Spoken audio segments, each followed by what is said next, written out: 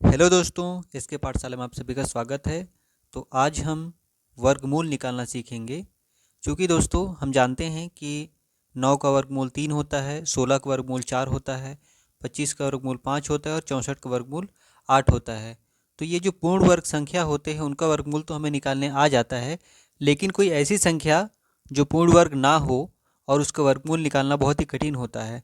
जैसे कि मान के चलिए यहाँ पे कड़ी में 13। ठीक है दोस्तों, इसका वर्गमूल अगर हम निकालना चाहें तो ये इजीली हमसे नहीं निकल पाएगा। जिस प्रकार से हमने 25 का वर्गमूल निकाला, ठीक है, 25 ये निकलता कैसे है, जैसे कि मान के चलिए 25 का वर्गमूल निकालेंगे तो ये 5 गुणित 5, ठीक है, ये समान दो संख्या में टूट सकता है। तो यही के जोड़ा बन के क्या निकल जाता है, 1 5 निकल जाता है, तो ये वर्गमूल हो जाता है।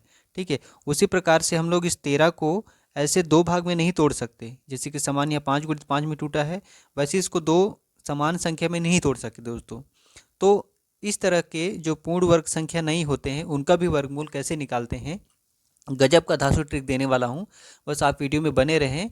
बहुत ही आसान तरीके से आपको बताने की कोशिश करूँगा ताकि आपको पूरी तरह से क्लियर हो जाए दोस्तों। अगर ये आसान सा ट्रिक आप समझ में आ जाता है तो आप हज़ारों बच्चों से आगे हो जाएंगे। तो चलिए दोस्तों वीडियो में आगे बढ़ते हैं। और आगे बढ़ने से पहले आप सभी से रिक्वेस्ट है कि अगर चैनल में नए हैं तो चैनल को सब्सक्राइब कर लें, वीडियो को लाइक करें, ज़्यादा से ज़्यादा शेयर करें। तो चलिए दोस्तों आगे बढ़ते हैं। तो चलिए दोस्तों सबसे पहले हम 8 का वर्गमूल निकालना सीखेंगे।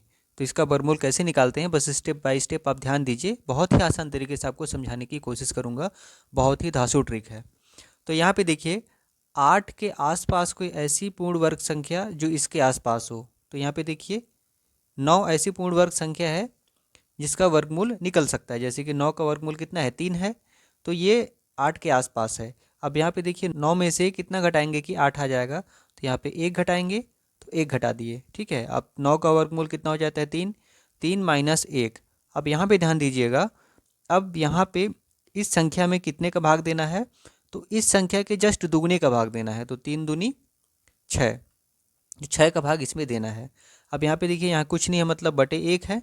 अब इसको पहले हम लोग हल कर लेते हैं। तो यहाँ से कितना हो जाएगा, 6 त्रिक 18, फिर माइनस और 1 एकम 1 बटे 6 एकम 6। तो 18 में से 1 घटाएंगे तो कितना बचेगा, 17, 17 बटे 6। अब हम इसको काट देते हैं दोस्तों। तो 6 दूनी 12, 6 त्रिक 18, 3 बार में ज़्यादा जा रहा है, तो 6 दूनी 12। और 12 में से 17 में से 12 घटाएंगे कितना बचेगा, 5, तो ये हो जाएगा 50। 50 6 8 48 और बचेगा 2, मतलब 20 हो जाएगा। और 6 त्रिक 18, तो 2.83। ये 8 का वर्गमूल कितना हो जाएगा दोस्तों, 2.83। आप कैलकुलेटर से भी कैलकुलेट कर सकते हैं, आंसर इतना ही आएगा। ठीक है दोस्तों, बहुत ही दमदार ट्रिक है। अगर आप इसको सीख जाते हैं तो आप डेफिनेटली 1000 बच्चों से आगे ही रहेंगे दोस्तों। तो चलिए दोस्तों उसी प्रकार से हम लोग 17 का वर्गमूल निकालते हैं कि 17 का वर्गमूल कितना होगा। अब यहाँ पे ध्यान दीजिए कि 17 जो है ना किसके आसपास है, तो देखिए 16 के आसपास है, जिसका हम लोग वर्गमूल निकाल सकते हैं। 16 का वर्गमूल कितना होता है, 4 होता है। तो अब हम 16 में कितना जोड़ेंगे कि 17 आ जाए, तो यहाँ पे देखिए 1 जोड़ेंगे तो हमारा 17 आ जाएगा। अब 16 का वर्गमूल कितना है, 4 है, तो 4 यहाँ लिख देंगे, फिर प्लस 1। ठीक है, अब भाग किससे देना है, इसे जस्ट दुगनी संख्या से, तो 4 दूनी 8 से भाग दे देना है। अब यहाँ पे कुछ नहीं, मतलब बटे 1 है। अब हम भिन्न का जोड़ आ गए, यहाँ पे हम इसको सॉल्व कर लेते हैं। तो 8 चौंग 32 प्लस 1 एकम 1 बटे 8 एकम 8। ठीक है, 32 1 33 हो जाएगा, 33 बटे 8। अब इसको हम भाग देंगे तो कितना आ जाएगा, 8 तिया 24, 8 चौंग 32, 4 बार में चला जा रहा है, फिर 1 बच रहा है, दशमलव लगाएंगे तो 10 हो जाएगा। तो 8 दूनी नहीं, 2 बार में ज़्यादा जा रहा है, 8 एकम 8। ठीक है, अब यहाँ पे कितना बचा, 2, 20 हो गया, 8 दूनी 16। तो 17 का वर्गमूल कितना हो जाएगा, 4.12। आप कैलकुलेटर से कैलकुलेट कर सकते हैं दोस्तों। तो चलिए इसी प्रकार से एक और क्वेश्चन देख लेते हैं।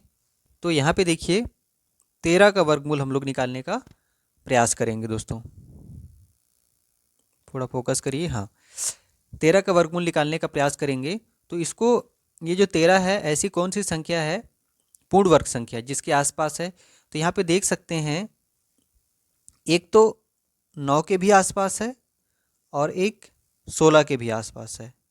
ठीक है, हम दोनों तरीके से बनाने की कोशिश करते हैं, दोनों का आंसर सही आता है कि नहीं आता है हम चलिए देखते हैं। तो यहाँ पे देखिए 9 का अगर हम लोग 9 का बेस लेते हैं तो इसमें कितना जोड़ेंगे कि 13 आएगा, तो इसमें 4 जोड़ने पर 13 आएगा। तो ये कितने का वर्गमूल है, सॉरी इसका वर्गमूल कितना है, 3 है। तो 3 + 4 बटे इसका जस्ट दुगने से गुणा करना है, तो 3 दूनी 6। अब हम अगला स्टेप क्या करेंगे, बटे 1 कर देते हैं। अब इसको सॉल्व कर लेते हैं। तो 6 त्रिक 18, ठीक है, फिर प्लस 4 एकम 4 बटे 6 एकम 6, इसको सॉल्व कर लिए तो कितना आ गया हमारा, 18 4 22, 22 बटे 6। अब इसको भाग दे देते हैं तो 6 त्रिक 18 और यहाँ पे दशमलव 18 में 4 22 हो जाएगा, 40 हो जाएगा। 6 छक्का 36, फिर 4 बचेगा, फिर 40, 6 छक्का 36, तो 3.66 इसका आंसर आया दोस्तों। उसी प्रकार से चलिए हम लोग इसका जो 16 का हम लोग बेस मान रहे हैं इसके आधार पे हम लोग बनाने का प्रयास करते हैं। तो यहाँ पे देखिए अगर हम लोग 16 में कितना घटाएंगे कि 13 आ जाएगा, तो यहाँ पे 3 घटाएंगे तो 13 आ जाएगा। अब 16 का वर्गमूल कितना हो जाएगा, 4 होता है, 4 में से -3 बटे में किसका भाग देना है, तो इसके जस्ट दुगनी वाली संख्या का, ठीक है। तो 4 दूनी 8 से भाग दे देते हैं। अब यहाँ पे बटे 1 कुछ नहीं है, तो अब यहाँ पे इसको सॉल्व कर लेते हैं। तो 8 चौंग 32 लिख दिए, फिर माइनस ये 3 लिख दिए, बटे 8 एकम 8। अब यहाँ पे देखिए अब 32 में से 3 घटाएंगे तो कितना बच जाएगा, 29 बच जाएगा दोस्तों, 29 बटे 8। अब इसको भाग दे देते हैं चलिए। तो 8 तिया 24, ठीक है, दशमलव लगाएंगे, 24 29 में से 24 घटाएंगे तो बचेगा 5, हो जाएगा 50। तो 8 छक 48 और बचेगा 2 20 हो जाएगा, 8 दूनी 16, तो 3.62 इसका आंसर आया दोस्तों। तो यहाँ पे देख सकते हैं 3.66 आया है और यहाँ पे 3.62 आया है। तो दशमलव के एक संख्या तक आपका संख्या मिल जाएगा।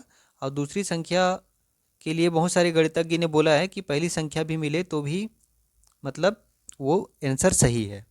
तो देख सकते हैं दोस्तों हम लोग दोनों का बेस मान के चलिए 9 का इस प्रकार से प्लस वाला में भी हम लोग बनाते हैं तो भी आंसर लगभग उतना ही आता है, और माइनस वाला में बनाते हैं तो भी लगभग आंसर उतना ही आता है।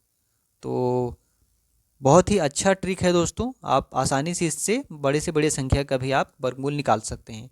तो आशा करता हूँ दोस्तों ये वीडियो आप लोग को अच्छा लगा होगा, और अगर अच्छा लगा तो लाइक करें, शेयर करें, और नए हैं तो चैनल को सब्सक्राइब करें। तो चलिए दोस्तों इसी उम्मीद के साथ आप लोग से विदा लेता हूँ, तब तक के लिए नमस्कार।